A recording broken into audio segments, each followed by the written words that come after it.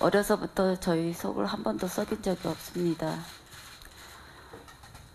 너무 착하고 너무 이쁜 짓만 해서 너무 아까운, 그냥 보기만 해도 아까운 아들입니다. 아이가 죽었다는 소리에 저희도 같이 죽었어요. 아이가 죽었는데 저희가 무슨 아무 희망도 없고 안전장치도 없는 그런 곳에서 내 아들을 그런 곳에 보냈다는 게 후회를 많이 했습니다.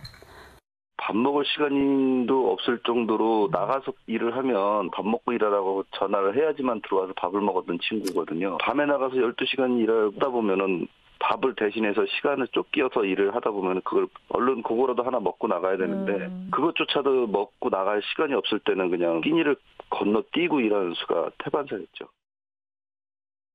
화력발전소 사고로 숨진 고 김용균 씨의 유품이 사진인데 김성훈 선배, 여기 보면 컵라면이 유품에 들어가 있어요. 예, 맞습니다. 지난 15일 유품이 공개가 되었는데요. 예. 이게 사진에 보시는 것 같이 그 종류가 다른 컵라면 3개가 공개가 되었고 또 과자 한 봉지가 공개가 되면서 좀 이제 또 컵라면이 나왔다 이런 이야기를 많이 이렇게 하면서 관심을 받고 있는 그런 상황입니다. 유품에 컵라면이 나왔다. 이거는 밥 먹을 시간이 없으니까 이 컵라면을 끼니 대신으로 챙기고 다녔다는 얘기 아니에요? 그렇죠. 컵라면이라고 하면 빠른 시간에 먹을 수 있는 음식이잖아요. 네. 그러니까 식사를 하려면 시간도 오래 걸리고 어디 가야 되고 이런 상황인데 저걸 들고 다녔단 말은 언제든지 본인이 얼마나 시간에 쫓겨서 일을 했냐를 보여주는 하나의 증거라고 볼 수 있어요. 네. 그리고 저걸로 계속 3개나 있었거든요. 끼니를 정말 저걸로 계속 끼니를 그냥 저걸로 해결한 게 아닌가 이런 생각이 들 정도예요. 3개나 있으니까. 그러니까 12시간씩 일을 했다고 그러거든요, 지금.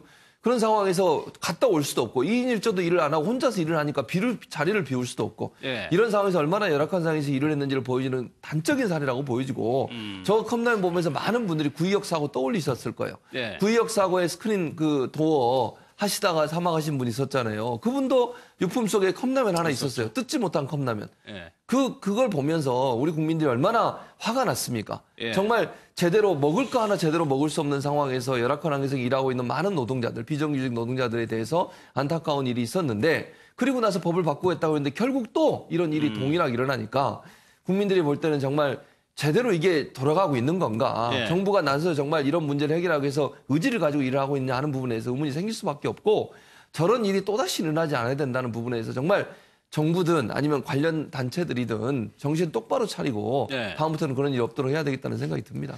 다른 유품에도 탄가루들이 잔뜩 묻어 있고, 그러니까 정 변호사님 그런 거예요. 군 제대해가지고 어렵게 직장을 얻어가지고 아마 이 김군은 굉장히 열심히 일을 했을 겁니다. 그런데 네네. 그곳에서는 안전이 거의 지켜지지 않는 곳이었어요. 그러니까 차라리 김군이 열심히 일을 하지 않았더라면 이런 사고가 없었을 거예요. 예. 대충 하고 뭐 시켜도 아예 뭐 이러다가 나 힘든데 지금 일자리가 없다라고 하지만은 저렇게 험한 일자리 찾아가는 젊은이 많지 않거든요. 그런데 일을 갖다가 12시간씩 하다 보면은 아, 나 힘들어서 못 하겠어. 그럼 대충 하다가 나가서 뭐 다른 데 가서 편한 일 할 거야. 꾀도 부리고. 이런 생각을 했으면 김용균 씨는 사망에 이르지 않을 텐데 제가 봤을 때 두 가지가 너무 마음이 아파요. 이게 굉장히 위험한 일이거든요. 예. 그럼 이 위험한 일이라고 하는 것을 기존에 있었던 기성 세대들은 이 직장에서 10년, 20년씩 일했던 사람들은 잘 알 거란 말이에요. 예. 그러면 김용균 씨한테 신입한테 야 이건 이러이러한 거니까 조심해야 되라고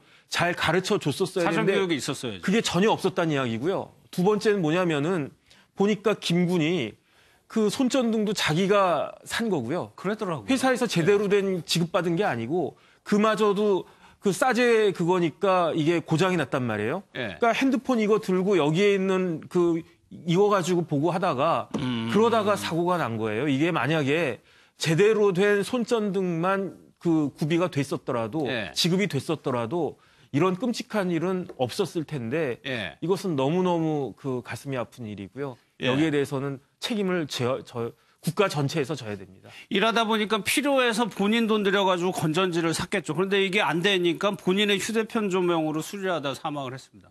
그런데 어머니가 아까 인터뷰가 나왔는데 이 김군의 생전의 영상을 양복을 이렇게 말끔히 입고 그 영상이 공개되니까 글쎄 기운이라는 게 좀 느껴지는데 굉장히 밝고 씩씩한 청년이었던 것 같아요. 네, 그러니까 직장 사회초년병으로 취업에 성공했을 때 그 모습이죠. 예, 굉장히 좋아했다고 하고 그래서 이제 직장 출근하기 전에 보통 이제 그 사회 초년병들이 양복을 새로 딱 맞추면서 네. 내가 이제 뭐 사회에서 잘 살아야 되겠다 이렇게 의지를 다지는데 딱 그 모습으로 새 양복을 맞춰 입고 거울 앞에서 이렇게 막 좋아하는 모습, 자기 이렇게 옷 입은 거 이렇게 비춰보고 그런 그렇게 좋아하는 모습이 이제 인터넷으로 공개가 돼서 너무나 많은 사람들이 지금 안타까워하고 있고 요즘에 일부 또 젊은 사람들이 힘든 일 하기 싫어하는 간혹 또 이제 그런 젊은 사람들도 있거든요. 근데 그렇지 않고 이렇게 몸쓰는 일도 막 좋아하면서 정말 건실하게 살려는 의지를 가지고 저렇게 내가 뭐 이렇게 아마 한 명의 충실한 사회인이 되겠다라는 생각으로 좋아하면서 굉장히 열심히 일을 했는데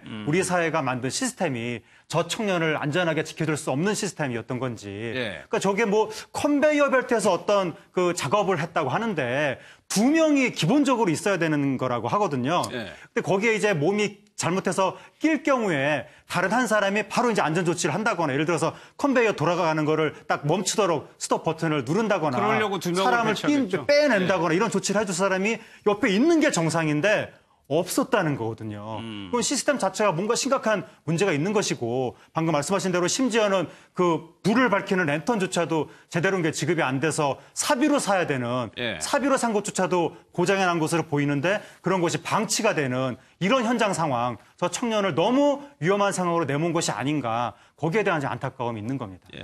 직장 동료가 그 부분을 좀 구체적으로 얘기를 하고 있습니다. 또 이런 사고가 날 것이다. 얘기를 한번 들어보겠습니다. 집에 와가지고 정신도 없고 막 그러는 상황에서 전화해서 밑에 애들 입단속 잘해라.